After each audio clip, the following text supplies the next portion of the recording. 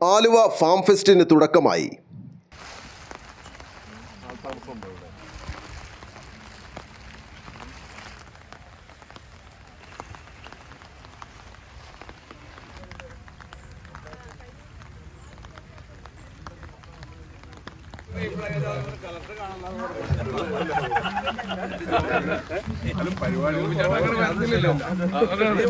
കാർഷിക മേഖലയുമായി ബന്ധപ്പെട്ട് സംരംഭകത്വത്തിന്റെ അനന്ത സാധ്യതകളാണ് ഫാം ഫെസ്റ്റിലൂടെ വഴി തുറക്കുന്നതെന്ന് കൃഷിവകുപ്പ് മന്ത്രി പി പ്രസാദ്. എറണാകുളം ജില്ലാ പഞ്ചായത്തും കാർഷിക വികസന കർഷകക്ഷേമ വകുപ്പും സംയുക്തമായി ആലുവ സംസ്ഥാന വിത്തുൽപാദന കേന്ദ്രത്തിൽ സംഘടിപ്പിക്കുന്ന ഫാം ഫെസ്റ്റ് ഉദ്ഘാടനം ചെയ്ത് സംസാരിക്കുകയായിരുന്നു മന്ത്രി. ഒരു മാറ്റവും ഉണ്ടാക്കാൻ പാടില്ല എന്നുള്ളതുകൊണ്ട് പുറമേക്ക് നമ്മൾ പോയി കാണുന്ന ഇടങ്ങളിൽ ചെയ്യുന്നവരല്ല, 100% ഓർഗാനിക്കായി കണക്കിലെടുത്തിരിക്കുന്ന അല്ലെങ്കിൽ ഓർഗാനിക്കായി കൃഷി നടക്കുന്ന കാർബൺ നെഗറ്റീവായി നിൽക്കുന്ന ഒരു ഫാമിലാണ് ഈ ഫാം ഫെസ്റ്റ് നടക്കുന്നത് എന്ന് എല്ലാവരുടെയും മനസ്സിൽ ഉണ്ടാവണം. ആ ചിന്തയോടെ ആയിരിക്കണം നമ്മളിതിനെ കണക്കാക്കേണ്ടത്.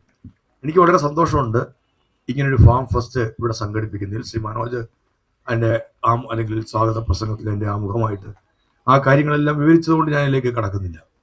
എന്തിനാണ് ഒരു ഫാം ഫെസ്റ്റ് എന്ന് പറഞ്ഞാൽ, കൃഷിയുടെ കാര്യങ്ങൾ മനസ്സിലാക്കുക എന്നത് ഇതിനകത്ത് ഏറ്റവും പ്രധാനപ്പെട്ടൊരു ഘടകമാണ്. നിങ്ങൾ ഇതുമായി ബന്ധപ്പെട്ട് നിൽക്കുമ്പോൾ ഓർഗാനിക് ഫാമിങ്ങിനെ കുറിച്ചും കാർബൺ ന്യൂട്രൽ ഫാമിങ്ങിനെ കുറിച്ചും എല്ലാം മനസ്സിലാക്കും എന്നുള്ളതുകൊണ്ട് ഞാൻ അതിലേക്ക് കടക്കുന്നതേയില്ല. അപ്പോൾ കൃഷി കാര്യങ്ങൾ മനസ്സിലാക്കുക ഇതിനകത്തെ ഏറ്റവും പ്രധാനപ്പെട്ട ഒരു ഘടകമാണ്.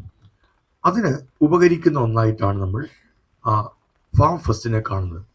അപ്പോൾ ഇതിൻ്റെ ഉത്സവം ഒരു ഫാമിൻ്റെ ഉത്സവമല്ല, കർഷകരുടെ ജീവിതത്തിൻ്റെ കാർഷിക ജീവിതത്തിൻ്റെ ഉത്സവമായിട്ടാണ് ഫാം ഫെസ്റ്റിനെ നമ്മൾ കാണേണ്ടത്. അതുകൊണ്ട് തന്നെ ഒരു സമൂഹത്തിൻ്റെ ഏറ്റവും പ്രധാനപ്പെട്ട ഉത്സവങ്ങളിലൊന്നായി ഇത് മാറുന്നുണ്ട്. നമ്മുടെ നാട്ടിലുള്ള മിക്കവാറും ഉത്സവങ്ങളെല്ലാം ഈ ക്രിസ്മസോ ബക്രീദ് റംസാൻ ഇതേപോലെയുള്ള ആഘോഷങ്ങൾ ഒഴിച്ചാൽ ബാക്കി എല്ലാ ആഘോഷങ്ങളും പള്ളിപ്പെരുന്നാളുകളും കയ്യിൽ വരുമാനമുള്ളപ്പോഴാണ് പണ്ടേ അതൊക്കെ നടത്തിയത്. ആ വരുമാനത്തിൻ്റെ ഏറ്റവും പ്രധാനപ്പെട്ട അടിസ്ഥാനം കൃഷിയായിരുന്നു ഒരു കാലത്ത്. അപ്പോൾ കൃഷിയുടെ നിന്നുള്ള വരുമാനം ലഭ്യമായപ്പോഴാണ് മനുഷ്യൻ എവിടെയും ആഹ്ലാദത്തിലേക്കും ആഘോഷത്തിലേക്കും ഉത്സവങ്ങളിലേക്കും മാറിയിട്ടുള്ളൂ. ആ ആഘോഷങ്ങളും ഉത്സവങ്ങളുമെല്ലാം കേരളത്തിൽ പച്ച പിടിച്ചു വന്നത് കൃഷിയുടെ അടിസ്ഥാനത്തിൽ തന്നെയായിരുന്നു. അപ്പോൾ നമ്മൾ ഈ ഫാം ഫെസ്റ്റ് സംഘടിപ്പിക്കും. സമൂഹത്തെ കൃഷിയുമായി ബന്ധിപ്പിക്കുക എന്ന ലക്ഷ്യത്തോടെയാണ് ഫാം ഫെസ്റ്റ് ഒരുക്കിയിട്ടുള്ളത്.